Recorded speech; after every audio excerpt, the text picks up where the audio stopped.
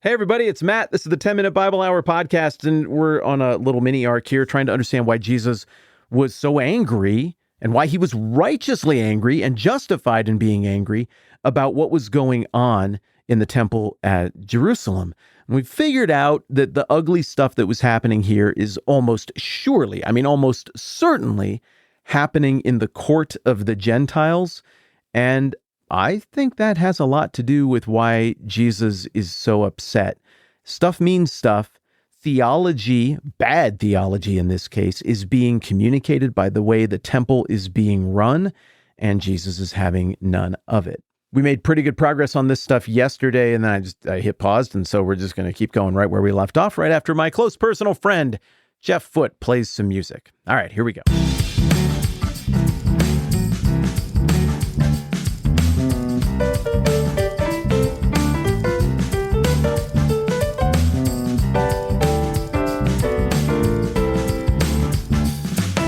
Adding this massive court of the Gentiles reframes the whole thing. I mean, the percentages, the numbers alone tell a story. What is the story?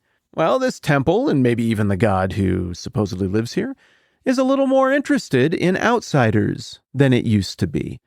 Interesting that it was kind of built by an outsider, or that the expansion was carried out by an outsider. If you really stop and think about it, it's kind of weirdly welcoming. It's also kind of weirdly, maybe even accidentally, in fulfillment of the vision of the whole Old Testament. Remember, the promise that God made to Abraham wasn't just to be a blessing to the Jews. All the nations were supposed to be blessed through Abraham and his descendants. The whole Old Testament screams, this is the God of everything, and he is for everyone. And that is the arc of redemptive history that you're going to see through the whole Old Testament and into the New Testament and through all of history since. Herod the Great? What? Herod the Great somehow did something with whatever set of weird mixed motives that I couldn't possibly sort through. Herod the Great somehow did something that made the temple more communicate that? Huh. Why didn't they just build it that way in the first place then? I don't know, the fullness of time? Maybe this is just exactly the moment where God ordained.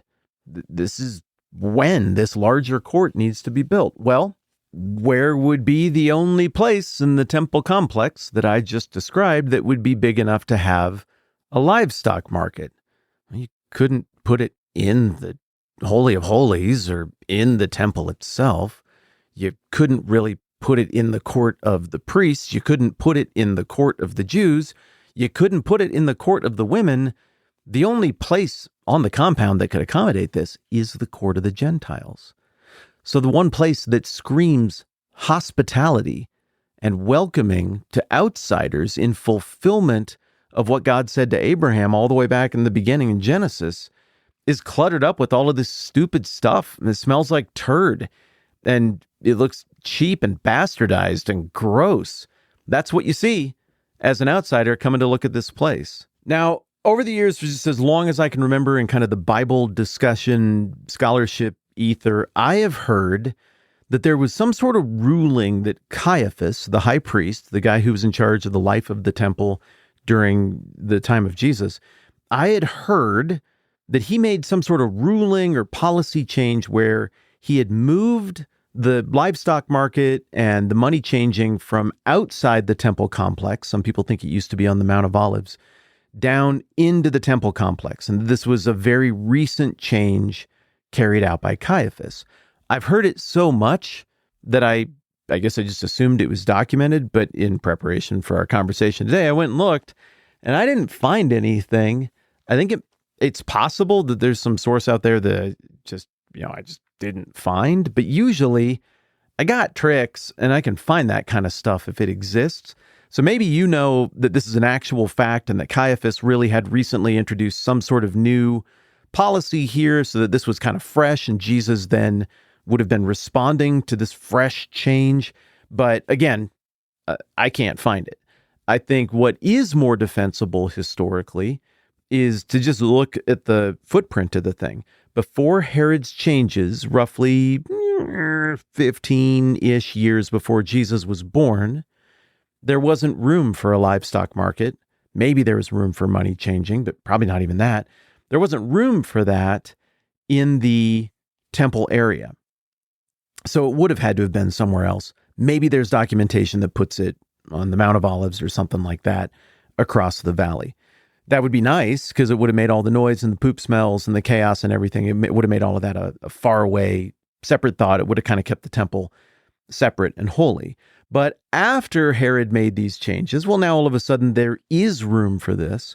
So presumably the changes that Jesus finds rightly offensive here all happened within somewhere between a couple of years before Jesus cleanses the temple right here, maybe as far back as like 35 or 40 or 45 years. Either way, in the grand scheme of temple history, this was a novelty. This was a relatively new change that was in place. And like we talked about a few days ago, it's the kind of thing where at first it changes and some people grumble and mumble and maybe there's a little protest, but eventually everybody's like, well, what are you going to do? This is just the new normal. And then they accept it and they move on until in this case, Jesus comes along and is like, it should not be this way. Now, there's no evidence that anything changed after this, but there's strong evidence that this practice no longer persisted after 70 AD because, well,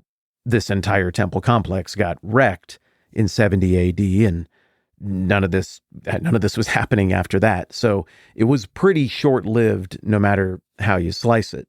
It is also kind of telling about where the headspace was of the religious leadership at the time, that they threw all of the animals and the poop and the livestock and the money changing in the court of the Gentiles. Well, we don't care if you're here. We're indifferent to that. Also, remember, the coins that are being swapped freely in the court of the Gentiles have got idolatry all over them. They've got Roman gods and Greek gods and local gods and Tyrian gods and ancient gods all over, slathered all over every one of these coins. There is idolatry, or at least what the Jews at the time considered to be idolatry. So, okay, well, are they being frauds and hypocrites? Yeah, we've talked about that. But further, what does this say about the court of the Gentiles? Well, Herod might have built it, but the Jews do not acknowledge this as part of the temple in an actual, meaningful way. If they did take it seriously, they wouldn't be allowing these images in there that they're so concerned with. We have hard, extra-biblical, historical data to say that any image that got within a country mile of the temple complex, even on adjacent buildings, if it depicted something that was a man claiming to be a god or an emperor or something, they would melt down over that. But not apparently, I guess, if it's on a coin. So what does this communicate to outsiders? It communicates your thing. Herod might call it temple or part of the temple, but we don't treat it that way, at least when it's convenient for us. It really is kind of a big, giant middle finger to outsiders here when you really start to peel back the layers of meaning and consider what was being communicated with these policies and with what an outsider would be greeted with when they came to this great temple they'd heard about in Jerusalem, where the one true God of all was supposedly being worshipped. Well, he was being worshipped. It was just a cheapened worship of God, cheapened by things like this.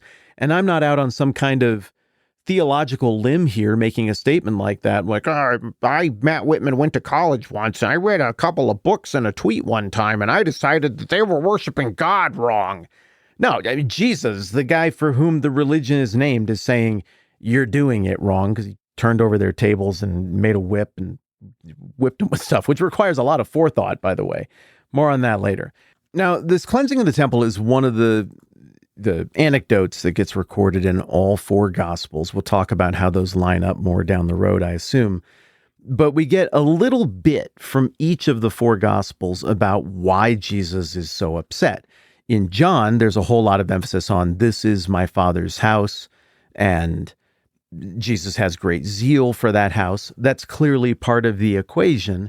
But in Mark, we get another hint about what's going on because Mark gives us a quote from Jesus that's a reference back to some Old Testament stuff. Over in Mark 11:17, it says this, "Is it not written, my house will be called a house of prayer for all nations, but you have made it a den of robbers."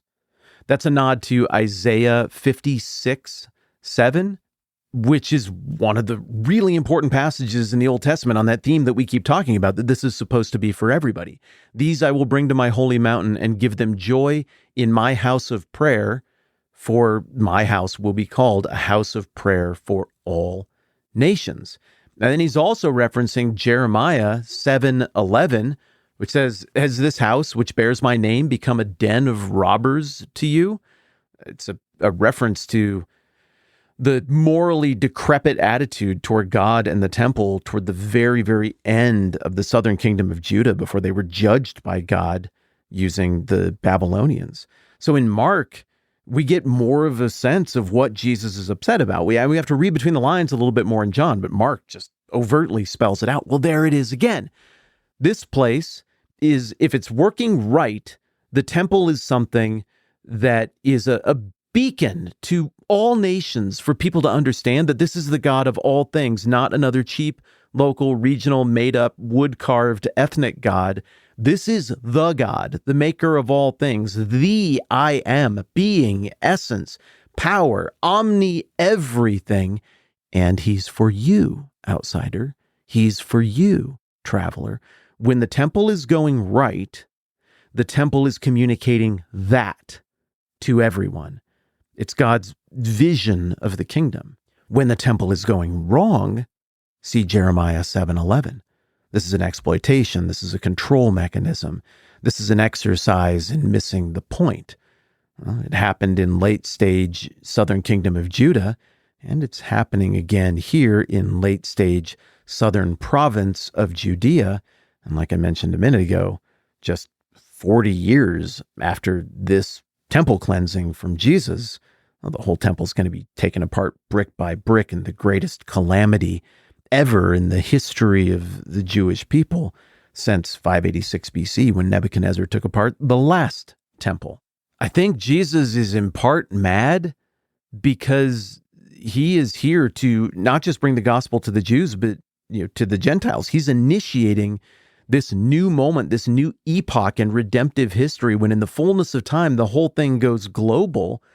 And the temple, his father's house, is being co-opted by the religious leaders. And the very way the temple is working, the temple is pushing the rock in the opposite direction that Jesus is pushing the rock. The temple and everything it communicates are hiding the keys of the kingdom from the people and from the world. And Jesus is here to unlock that stuff, to show the glory of God to people and to invite people into the new family of faith. Yeah, he's mad because the temple is supposed to be something that helps point people to God. And instead, at least in part, it's pointing in the exact opposite direction. Hey, I still think you should go check out Mount Rushmore. It really is lovely. Just when you go, try to imagine the way it used to be and try to imagine the contrast in the framing between the two. Also, when you come to Rapid City to do that, make sure to get Armadillo's ice cream because it's delicious and my friend knows what he's doing down there. This episode not brought to you by Armadillo's ice cream. Okay, that is good for now. We're going to look at Jesus actually making a whip and the nuts and bolts of the scene and the aftermath of it next time around. I'm Matt. This is the 10-Minute Bible Hour podcast. Let's do this again soon.